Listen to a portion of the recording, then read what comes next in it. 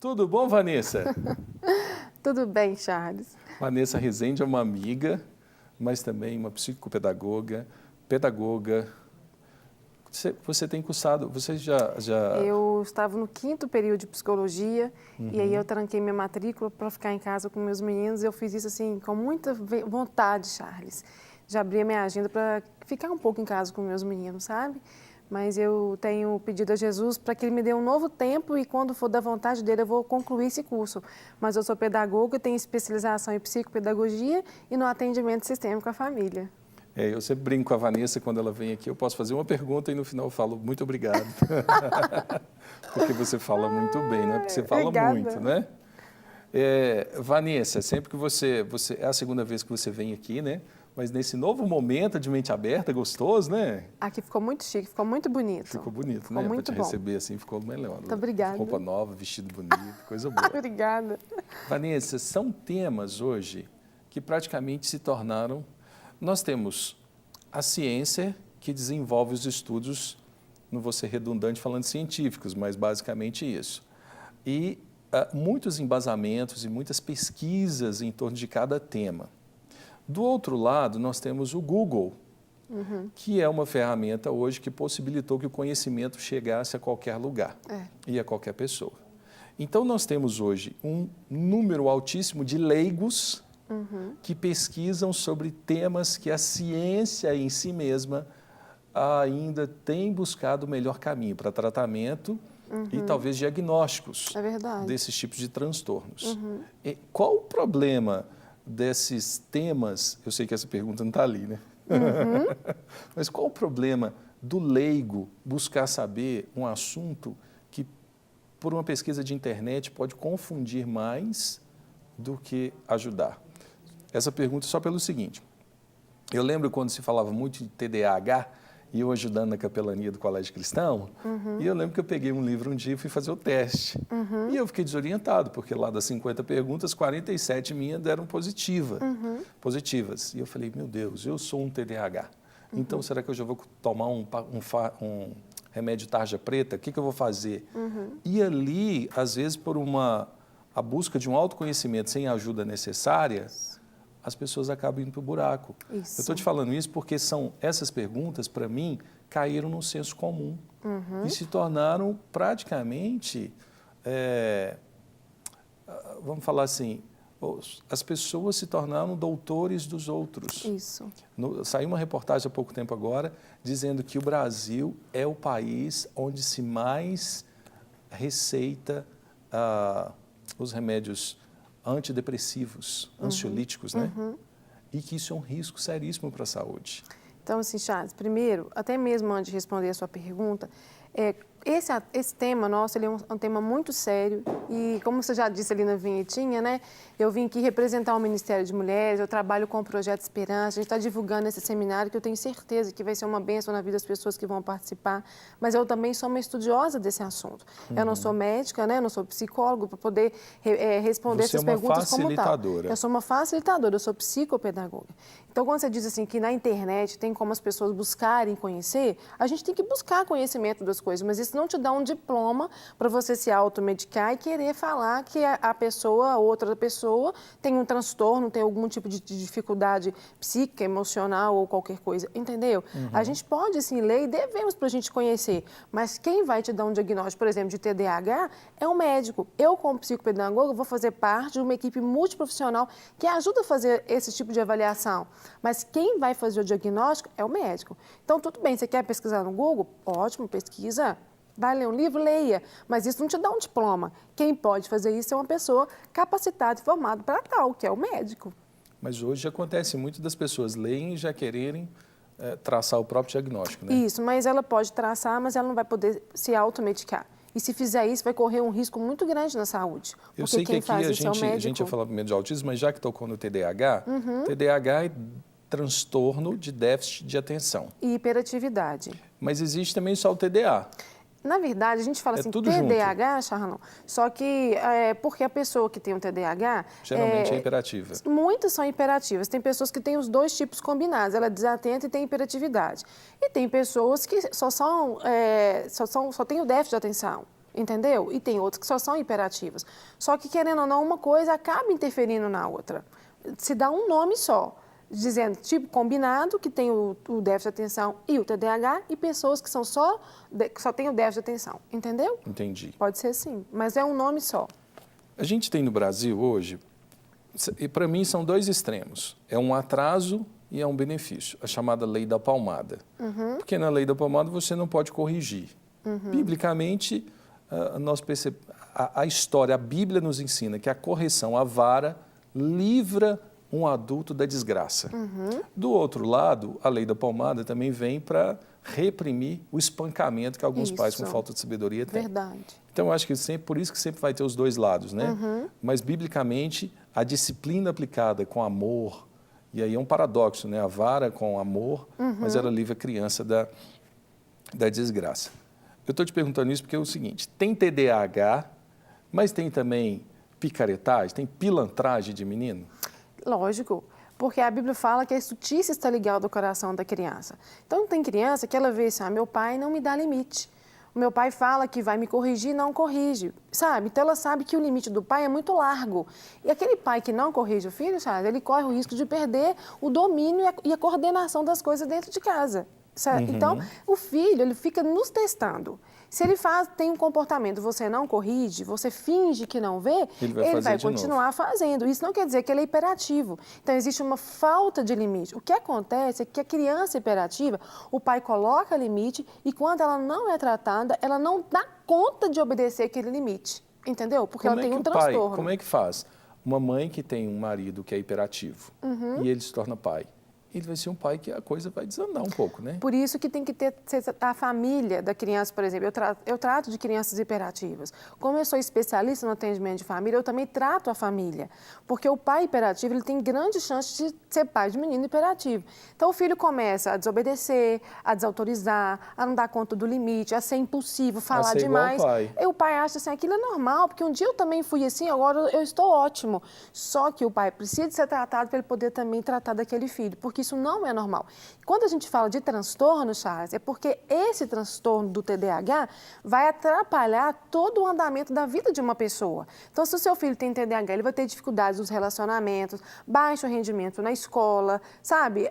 Todas as áreas da vida dela se tornam afetadas. Não é só porque eu desobedeci meu pai, não é só porque eu falo muito. É uma lista de sintomas e sinais que os médicos observam, que perduram na vida da pessoa durante um tempo de 6 meses ou mais e que atrapalham todas as áreas da vida dela. Então, não é tão simples assim. Não é só que me desobedeceu uma vez, agora eu vou corrigir, ele vai parar. O hiperativo é extremamente agitado e não dá conta, ele não para. Agora, a gente falando de transtorno, existe também o transtorno bipolar. Isso. Que aí, eu já vi pessoas, amigos, falando, não, eu sou bipolar, por isso que tem dia que eu estou mal-humorado. Para mim é carnalidade, é pecado, né? Não vou falar isso, que não é espiritualizar. Mas, assim, o transtorno bipolar, que a gente estuda, né, e se as pessoas pesquisarem lá no Google vão perceber que é uma alteração do humor. Então, aquela pessoa que, de repente, ela está muito feliz. Daqui a pouco, 5 minutos, ela está super nervosa e brava. Ela percebe isso? Percebe, entendeu? Mas depois de um tratamento. Normalmente as pessoas ficam assim, porque eu sou assim mesmo. A família tem que ficar atenta a esses sintomas e esses sinais que as pessoas estão emitindo para buscar e ajudar a pessoas a ter ajuda, entendeu? Entendi. A família é muito importante nesse processo. Por exemplo, vamos pensar num modelo aqui pra gente. Eu estou super feliz e eu perdi a minha carteira. E aí eu vou ficar triste que eu perdi minha carteira, estava cheia de dinheiro. Aí se você encontra na minha carteira e me devolve, eu volto a ficar feliz. Nesse momento, isso não é um transtorno bipolar, porque eu mudei de emoção. Isso é normal. Aconteceu um fato que me desencadeou uma emoção. No transtorno bipolar, não, a pessoa muda a emoção dela sem nada justifique de uma hora para outra.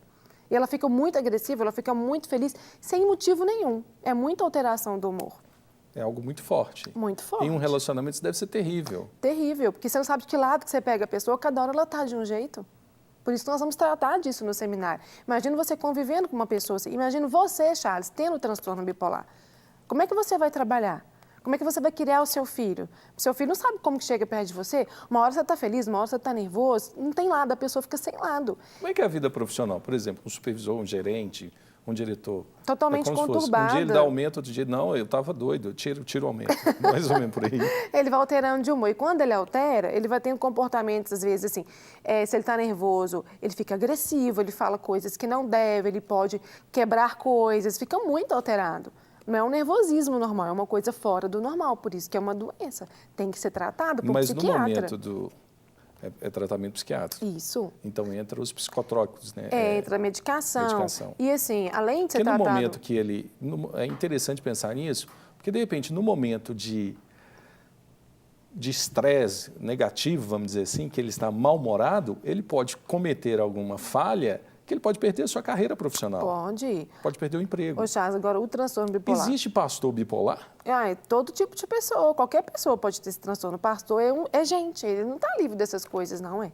Qualquer pessoa pode ter isso. Reformular a pergunta, né? É possível o pastor ser bipolar? Sim, é possível. Agora, é possível também o pastor buscar ajuda no médico, fazer uma terapia, porque a terapia junto com uma medicação melhora. Eu estou te fazendo essa pergunta pelo seguinte, ligado à espiritualidade, um homem espiritual não pode ter alteração do seu humor. Isso é o temperamento controlado pelo espírito. Isso. Ô, Charles, é tão legal essa pergunta que eu estava conversando eu faço com... pergunta boa. Muito legal. Eu estava conversando com o doutor Ismael, psiquiatra. Sei. E ele falou assim, Beijo Vanessa... pro Ismael. Um beijo para ele. Ele falou assim, Vanessa, que legal que a Igreja Batista da Lagoinha abriu espaço para o Ministério fazer esse seminário sobre TDAH, agora sobre os transtornos da mente, porque nós, enquanto crentes evangélicos, a gente tem muita tendência a espiritualizar. Tudo é o capeta. E eu não sou advogado do inimigo, mas nem tudo é Satanás. Nós temos corpo, alma e espírito. Então, nós precisamos tratar a nossa vida no geral, porque o inimigo ele não tem poder sobre a nossa vida. E nós passamos por dificuldades. E Deus deixou a ciência para formar pessoas como os médicos, os psicólogos, para nos ajudar. Nem tudo é Satanás, igual a esquizofrenia. Muitas vezes... Satanás pode aproveitar desses momentos... Ele aproveita desses momentos de fraqueza da psique e atua. Sim. Mas existe a doença. Como a esquizofrenia. Às vezes a pessoa está tendo um surto e tem gente que acha que ela está endemoniada. O exemplo mais claro de esquizofrenia é um filme, Uma Mente Brilhante. Isso. É aquilo. Isso. Onde o Russell Crowe ele cria um personagem imaginário. Isso. E ele acredita ser aquele personagem. Isso, porque a gente pode falar da esquizofrenia um pouquinho. A esquizofrenia é um transtorno mental muito grave, né? E assim, a pessoa tem delírio, Charles, ela vê pessoas, ela escuta sons e tem muita alteração na questão do emocional, ela fica muito depressiva também, deprimida, né? A depressão é muito marcante na esquizofrenia.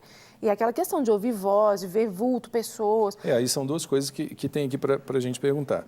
Existe a esquizofrenia e existe a depressão. Uhum. São coisas totalmente distintas. Depressão é uma coisa, esquizofrenia é outra. Mas no caso de esquizofrenia... Geralmente leva à depressão.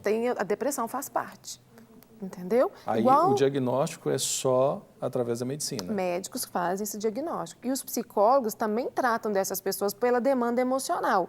Mas não tem como, assim, né? Eu não conheço nenhum caso de um psicólogo que atende um esquizofrênico sem medicação. Ele tem que ser medicado. Ah, ok. Isso é sério. Ô, Charles, uma vez, eu estava no consultório, a minha amiga psicóloga que atendia lá tinha um esquizofrênico. Todos os dias ele chegava com um amigo dele e eu tinha que cumprimentar um amigo. Ó, o fulano veio. Porque eles veem outras pessoas. Mas não tinha amigo? Eu não estava vendo, mas ele estava vendo. Entendeu? É um delírio, são alucinações. Aí entra o preparo. Por isso que o seminário vai ser bom tratar isso. Eu posso até aprender, mas se alguém chega para mim para apresentar um amigo dele... Eu cumprimentava todas as tardes. Vai ser uma coisa porque meio é a realidade. né? Eu falei, que amigo? Ele falou, oi, tudo bem, como vai? Eu cumprimentava todas as vezes. Talvez aí você ganha a confiança dele, ele passa a se abrir, porque você o entende. Porque eu não estou negando o que ele está vendo. Ele está vendo, eu não estou, mas ele está. É um delírio, é uma alucinação. Eu não sou esquizofrênica, eu não estou vendo, mas ele está. É a verdade dele. Meu Deus, que difícil, Vanessa. E eu sei que às vezes as pessoas brincam, o seu amigo está falando mal de você. Isso pode a gente jogar o amigo imaginário com outra pessoa? Não. Fazer pergunta talvez que nem existe, né? Não é verdade, isso é uma brincadeira, né? Mas não sei. Eu fico pensando, o seu amigo falou que você tá fazendo muita coisa errada. E ele vai brigar com o amigo. Não, mas isso aí está fazendo uma brincadeira, né? Porque podem existir situações assim. Eu não sei como é que lidaria com isso. Porque eu penso nas pessoas que estão em casa e que tem alguém esquizofrênico na família, como é que é o convívio direto com a primeira família e com os primos, parentes, os amigos. Como é que se relaciona? Ô, Charles, a O esquizofrenia... seminário você vai ajudar a responder um pouco isso. Eu não, mas o médico, vai ser até o doutor Ismael que vai falar sobre esquizofrenia. Ok. Ele vai estar falando sobre isso com muito primazia, porque ele sabe do que ele está dizendo, né? Sim.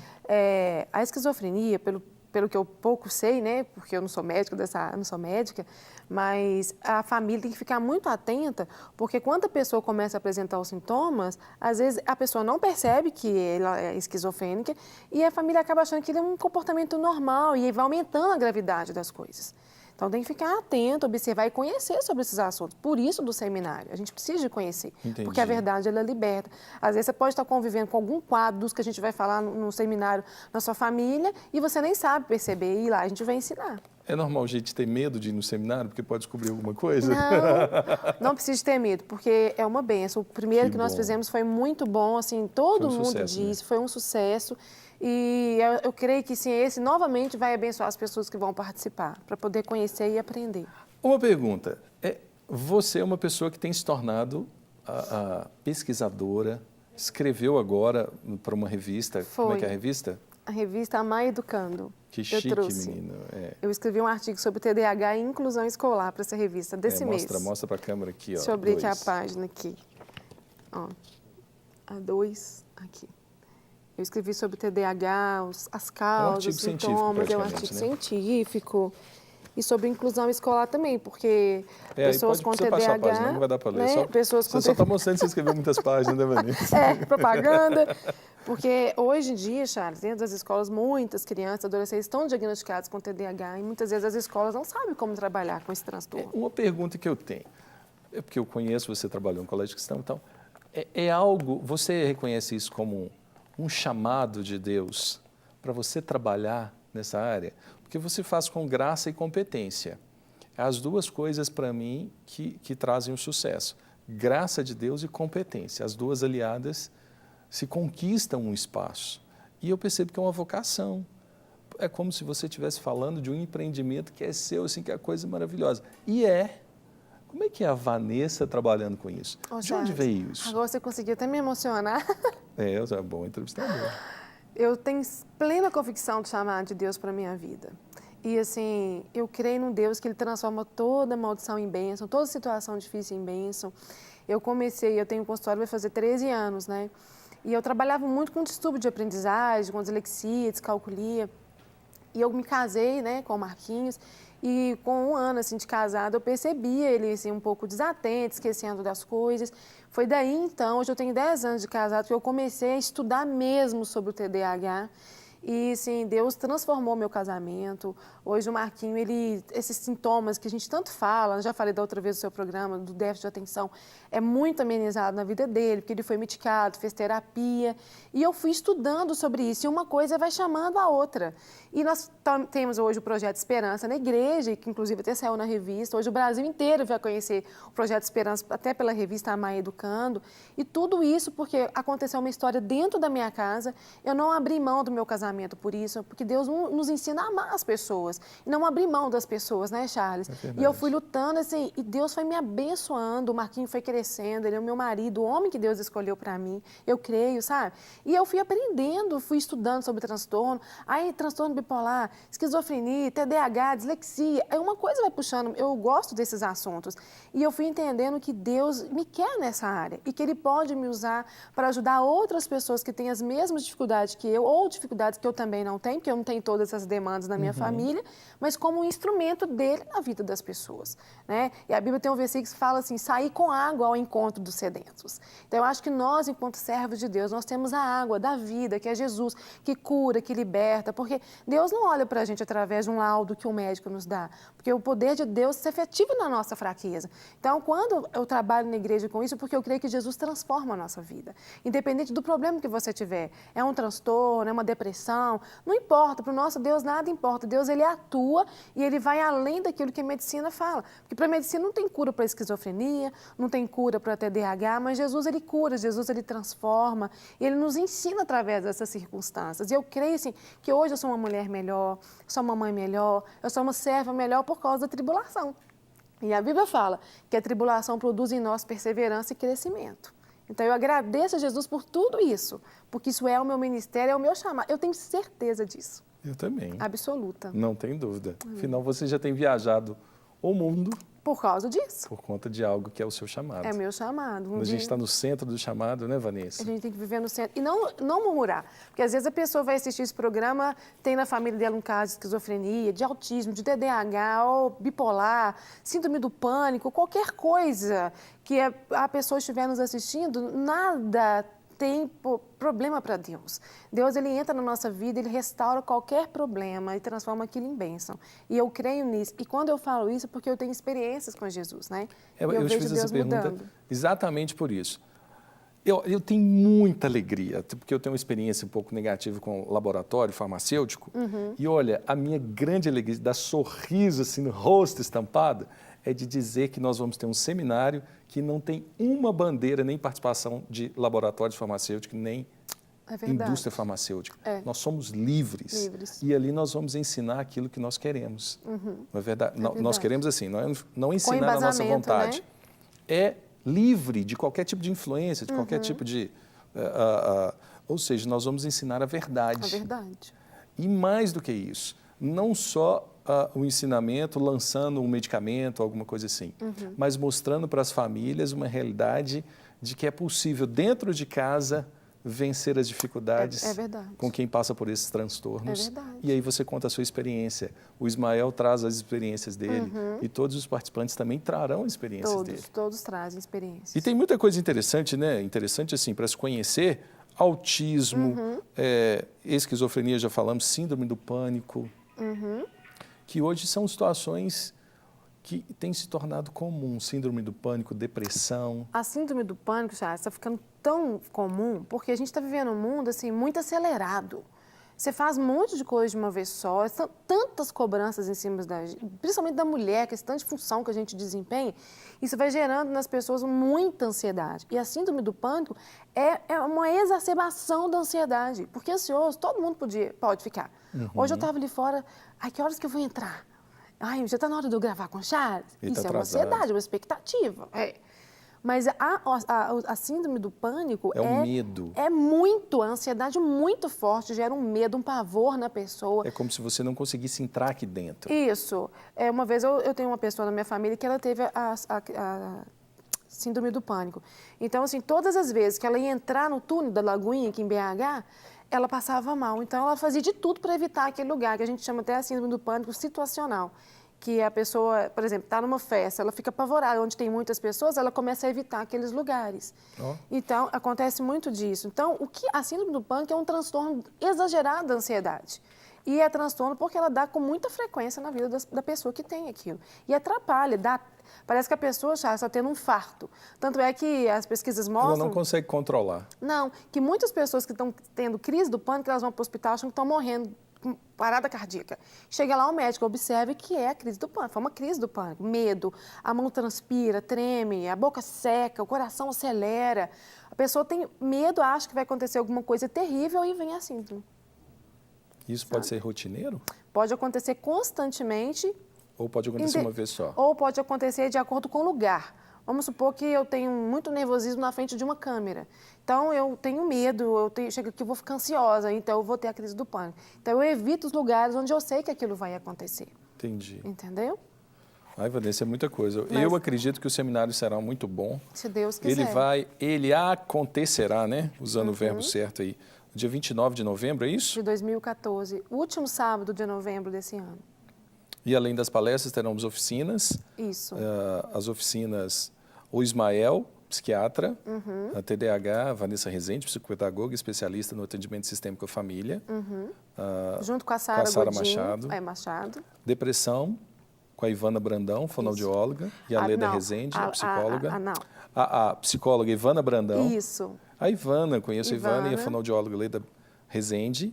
Transtorno bipolar com a psicóloga Silvia. Isso. Autismo com a fonoaudióloga Dayana Marinho e a psicopedagoga Camila. Isso. E síndrome do pânico com a psicóloga Carla Campos, que é muito boa. Isso. Então vai ser, olha, já aumentou, foi no céu, vai ser no tabernáculo. Isso. Tem que fazer inscrição? Isso. As inscrições serão feitas pelo site da Lagoinha. No lagoinha.com? Isso, lagoinha.com, nos eventos lá. É eventos.lagoinha.com. Lá no isso. lagoinha.com as pessoas têm Isso. acesso à Aham. informação. Agora eu quero te perguntar assim, para você, né? Tá vendo que as perguntas difíceis, né? Não. Porque nesse novo momento, Mente Aberta comemora 1 ano agora e está sendo muito Graças a gostoso, Deus. mudamos, ganhamos um sofá. Parabéns, coisa Gustavo, boa. ficou muito bonito. Ficou lindo, né? Eu também amei. E eu quero trazer para o programa um momento novo, assim, o momento Mente Aberta, que é a proposta do nome. E esse é um momento onde o convidado, o participante aqui, diz exatamente onde foi o momento Mente Aberta na vida dele, onde a sua vida mudou, o que mudou, o que o fez abrir os olhos, seja uma experiência pessoal, seja uma experiência com o próprio Senhor, mas algo que fez assim, gente, eu sempre via a vida por esse lado, de repente eu passei a ver por esse lado, minha mente se abriu e a minha vida mudou.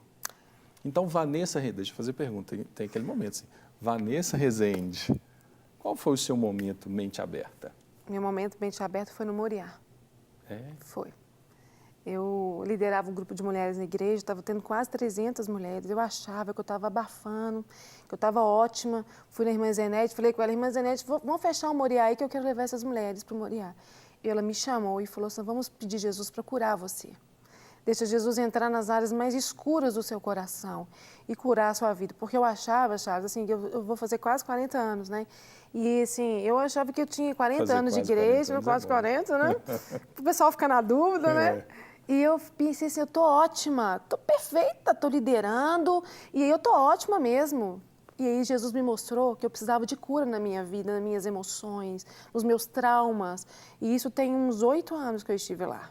E foi um momento assim de divisão na minha vida, porque nós que temos muito tempo de crente, a gente pensa que está tudo pronto na nossa vida. E a Bíblia fala que a salvação é desenvolvida e sempre tem uma área no nosso coração que Jesus precisa de entrar. E Jesus entrou e o Senhor vem me curando. Ele fez milagres lá na instância, não é? Mas ele vem me curando no decorrer da minha vida. E eu passei a ser uma pessoa mais humilde, mais dependente do Senhor, não dependendo dos meus estudos, dos meus conhecimentos, mas sabendo que eu não sou nada. E o que eu sou é através do Senhor e que Ele que me projeta. Porque antes do Moriá, eu não sabia, mas tinha uma certa soberba de achar assim que eu podia, que eu acontecia. E hoje eu sei que Cristo está comigo. E eu estou aqui hoje porque Ele me trouxe. Eu vejo você uma pessoa diferente hoje. Jesus mudou a minha vida. A vocação na sua vida hoje é maior do que você. É verdade. Antes você era maior. É verdade. E hoje eu creio assim que tudo o que acontece na minha vida é porque eu amo meu Jesus. E tudo acontece para o meu bem, porque eu amo Jesus. E que eu não sou nada, e sem Jesus também eu não sou nada, eu não vou chegar a lugar nenhum. A instância foi a divisão na minha vida. E assim, eu sou nascida e criada no lar evangélico, eu nunca me desviei. Então eu achava que eu estava muito bem mesmo, Charles. E eu não estava. E Até Jesus usou ali para me curar. Aquilo ali foi uma divisão na minha vida. Vanessa, muito obrigado. Eu sei que as pessoas vão querer te conhecer mais lá no seminário. Vai ter um momento de autógrafo, de dedicatória, alguma coisa do seu artigo. Em breve vai ter do meu livro, sabe, Charles? Ele vai sair em nome de Jesus, em nome de Jesus. Ser. Obrigado, Vanessa, Charles, mais uma muito vez. obrigada, viu? Assim, Eu que agradeço. você, Charles, a Vanessa, são muito especiais na minha vida, né? A Vanessa foi, assim, muito a sua esposa, né? Foi um instrumento de Deus na minha vida, na minha mocidade, assim, eu gosto muito de vocês, que eu fico muito feliz de te ver aqui, que o Senhor continue te honrando, te fazendo um instrumento nas mãos dele. E que esse programa venha abrir a mente de muitas pessoas. Né, Ai, que bom, esse é o propósito. Obrigado, Vanessa. Obrigada. A gente decorou bem essa fala. Né?